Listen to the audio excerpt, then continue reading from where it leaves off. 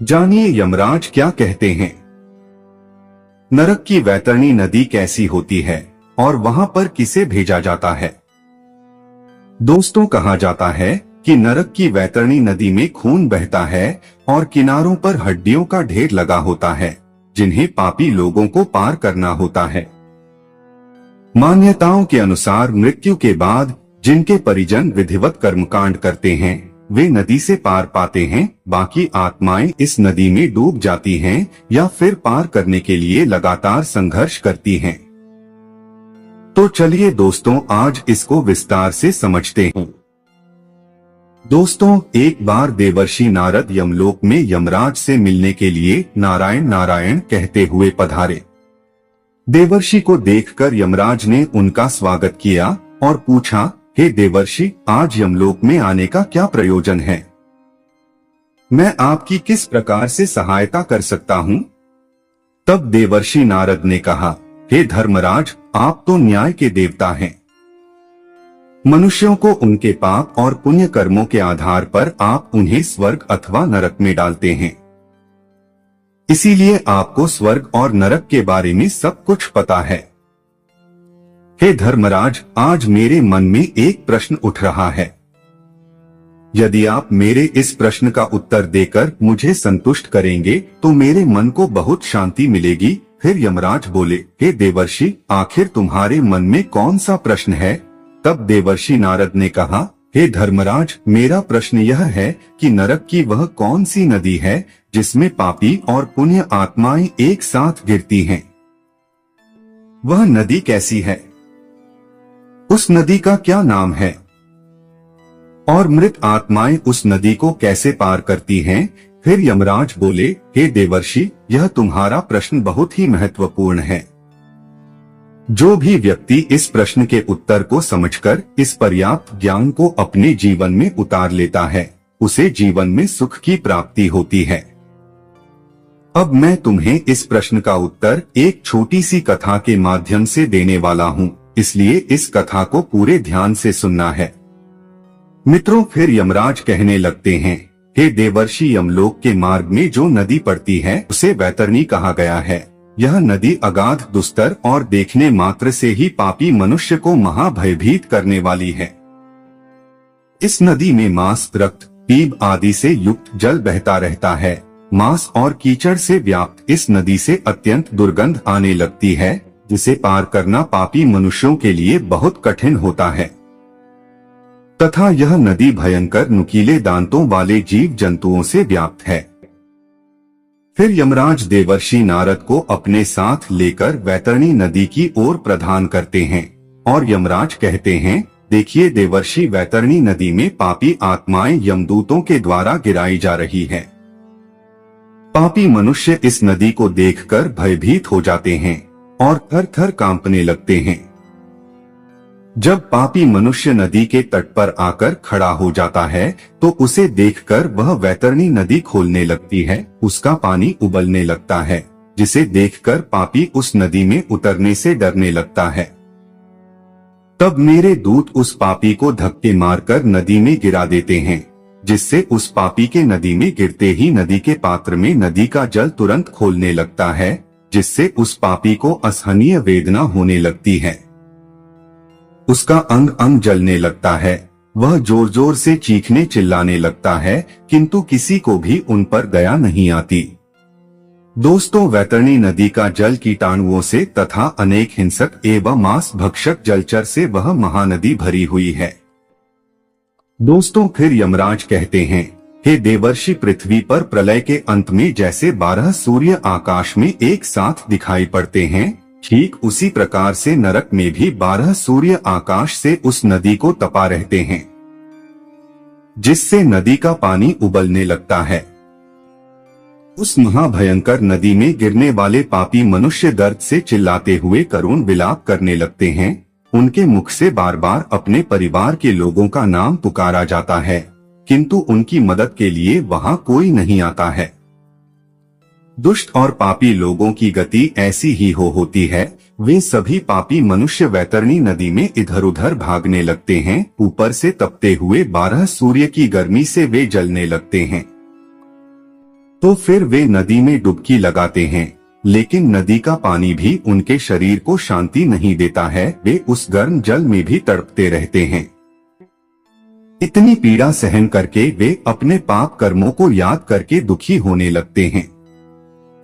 फिर दोस्तों यमराज कहते हैं, हे देवर्षि, वैतरणी नदी चारों ओर से भयानक भूखे जानवरों से भरी हुई है। वे सभी नुकीले दांतों वाले जानवर नदी में गिरने वाले प्राणियों को काटते रहते हैं, उन्हें कच्चा चबाने लगते हैं। सभी पापी लोग उन भयानक जानवरों को देखकर इधर उधर भागने लगते हैं, लेकिन फिर भी वे खुद की रक्षा नहीं कर पाते। फिर देवर्षि कहते हैं, हे धर्मराज, फिर जो लोग पुण्यवान होते हैं वे इस नदी को किस प्रकार से पार करते हैं? तब यमराज कहते हैं, हे देवर्षि, पुण्य करने वाले मनुष्य को यह वैतरणी नदी सुख प्रदान करने वाली होती है। इस नदी में गिरने पर उन्हें परमानंद की प्राप्ति होती है। इस नदी में अत्यंत सुंदर सोने से बनी हुई नौकाएं हैं। उन नौकाओं में सवार मल्लाह उन नदी के तट पर आए हुए पुण्यवान मनुष्यों का स्वागत करते हैं और उन्हें प्रेम पूर्वक कहते हैं, हे महात्मा जन, आप इस नौका में सवार हो जाओ और सुख पूर्वक वैतरणी नदी को पार करो। जिसने पृथ्वी लोक पर पुण्य किए हुए होते हैं वही मनुष्य नौकाओं में बैठने के योग्य होता है, और पुण्यवान मनुष्यों को नदी का जल अत्यंत सुंदर और पवित्र दिखाई पड़ता है तथा उन्हें उस नौका में बैठने पर किसी प्रकार का कष्ट नहीं होता है और वे जल्दी ही उस महानदी को पार करके आगे चले जाते आते हैं। वे जब आगे इस नदी में चलने लगते हैं तो नदी में मौजूद हिंस पशु उन्हें किसी भी प्रकार का कष्ट नहीं देते हैं और वे शांति से उन भयानक जानवरों के बीच में से चलने लगते हैं। और जो लोग पापी होते हैं उन्हें नदी के तट पर खड़े मेरे दूत धक्के मारकर नदी में गिरा देते हैं और नदी में मौजूद कौवा, बगुला, उल्लूक आदि पक्षी उस पापी के शरीर पर चोट से प्रहार करने लगते हैं। दोस्तों फिर देवर्षि यमराज से कहते हैं, हे धर्मराज, कौन से पाप करने पर मनुष्य को इस महाभयंकर नदी में गिराया जाता है? तब यमराज कहने लगते हैं, हे देवर्षि, जो मूर्ख मनुष्य ईश्वर की, अपने गुरु की, अपने माता पिता की तथा अपने पूर्वजों की निंदा करता है, उनका अपमान करते हैं। बुढ़ापे में उनका सहारा बनने के बजाय उन्हें धक्के मारकर घर से बाहर निकाल देता है, उस पापी को इस वैतरणी नदी में गिराया जाता है। जो मूर्ख पुरुष अपनी पतिव्रता, सुशील और धर्मपरायण पत्नी का त्याग कर देता है, उसके साथ हिंसा करता है और उसका अपमान करता है, उस पापी को भी वैतरणी नदी के तट पर लाकर धक्के मारकर नदी के अंदर गिराया जाता है। फिर यमराज कहते हैं, हे देवर्षि, जो मनुष्य उसकी शरण में आए हुए मित्र, साधु, सन्यासी, बालक तथा वृद्ध लोगों का वध करता है, जो शरण में आई हुई स्त्री के साथ अनैतिक कार्य करता है, उसे भी इस नदी में गिराया जाता है। इस नदी में गिरकर वह अत्यंत कष्ट भोगता है और करुण विलाप करता है। और जो स्त्री अपने पति के साथ विश्वासघात करती है, दूसरे पुरुषों के साथ संबंध रखती है, व्यभिचार करती है, उस पापी स्त्री को भी इस नदी में गिराया जाता है। और जो मनुष्य पूज्यजनों तथा गुरुजनों से वचन देकर बाद में उस वचन का पालन नहीं करता और कहता है कि उसने ऐसा वचन दिया ही नहीं, ऐसा झूठ बोलता है, उसका भी वास इसी नदी में होता है और विषैले सर्प उसे डंसते हैं। जो दूसरों के घर में आग लगाता है, दूसरों का काम धंधा बर्बाद करता है, दूसरों को विष पिलाता है, झूठी गवाही देता है, शराब का सेवन करता है, यज्ञ आदि धार्मिक कार्यों में विघ्न डालता है तथा गुरु की पत्नी के साथ गमन करता है, उसे भी इस मांस के कीचड़ से व्याप्त नदी में गिराया जाता है। जो पापी मनुष्य दूसरों को वस्तु भेंट करके फिर से उसे चुरा लेता है, जो सेतु अर्थात नदी पर बनाए हुए पुल को तोड़ता है, दूसरों की पत्नी के साथ भोग विलास करता है, गायों को पानी पीने के लिए बनाई हुई बावली को तोड़ता है तथा छोटी कन्याओं के साथ बलात्कार करता है, उसे भी धक्के मारकर इस नदी में गिराया जाता है।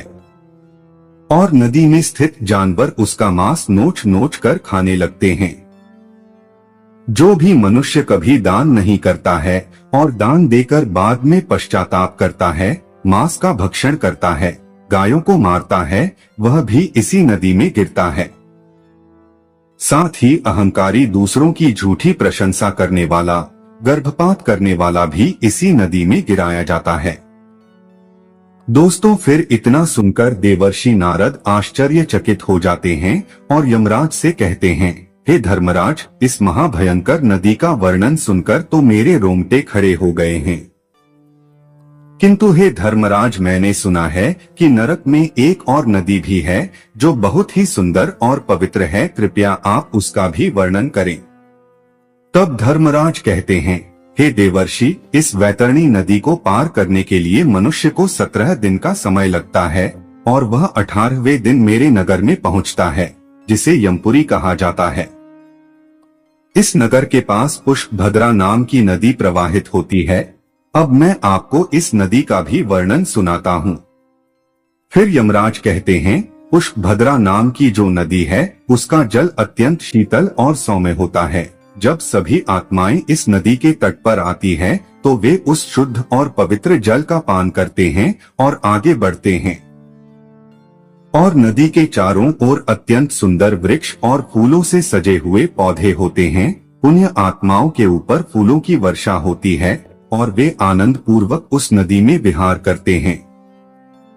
वहां पर मौजूद स्वादिष्ट फलों का वे आनंद लेते हैं और उस नदी के तट पर एक अत्यंत सुंदर वट वृक्ष है, जहां पर सभी आत्माएं विश्राम करती हैं। किंतु यम के दूत पापी आत्माओं को वहां पर विश्राम करने नहीं देते हैं, धक्के मारते हुए आगे चलने के लिए कहते हैं। उस प्राणी के पुत्रों के द्वारा जो भी मासिक पिंड दान किया हुआ होता है, उसे वह इस स्थान पर प्राप्त होता है और वह उसे खाकर आगे बढ़ता है। दोस्तों, फिर देवर्षि कहते हैं, हे यमराज, वैतरणी नदी के ताप से बचने के लिए मनुष्य को कौन से कार्य करने चाहिए? तब यमराज कहते हैं, हे देवर्षि, मनुष्य यदि इस महातापी नदी को शीघ्रता से पार करना चाहता है तो उसे पृथ्वी लोक पर गाय का दान करना चाहिए।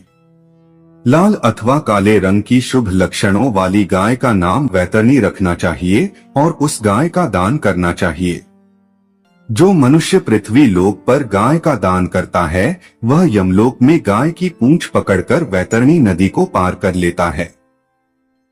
गाय का दान करते समय यह कहना चाहिए, हे द्विज श्रेष्ठ, महाभयंकर वैतरणी नदी के बारे में जानकर मैं उसको पार करने की अभिलाष से यह वैतरणी नाम की गाय आपको दान में दे रहा हूँ। फिर गाय की पूंछ को हाथ में लेकर इस प्रकार से बोलना चाहिए, धेनु केत्वम प्रतीकः यम द्वारे सस्वतः आय देवैषी वैतरणी नमोस्तुते। इस प्रकार से मंत्र बोलकर गाय का दान करने से गौ माता प्रसन्न होती है और वह मनुष्य यमलोक में सद्गति को प्राप्त करता है। वह वैतरणी नदी को आसानी से पार कर लेता है। जो व्यक्ति इस पृथ्वी पर गाय का दान देता है, वह अपने समस्त अभीष्ट को सिद्ध कर लेता है। सुकर्म के प्रभाव से प्राणी को ऐहिक और पारलौकिक सुख की प्राप्ति होती है। स्वस्थ जीवन में गौदान देने से 1000 गुना एवं रोगग्रस्त जीवन में 100 गुना लाभ निश्चित है। मरे हुए प्राणी के कल्याणार्थ जितना दान दिया जाता है, उतना ही उसका पुण्य है।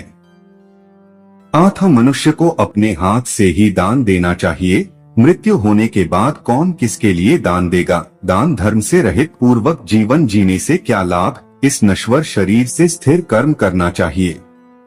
आत्मा अतिथि है और वह एक ना एक दिन इस शरीर का त्याग करके चली जाएगी, इसीलिए बिना लोभ किए मनुष्य को दान अवश्य करना चाहिए।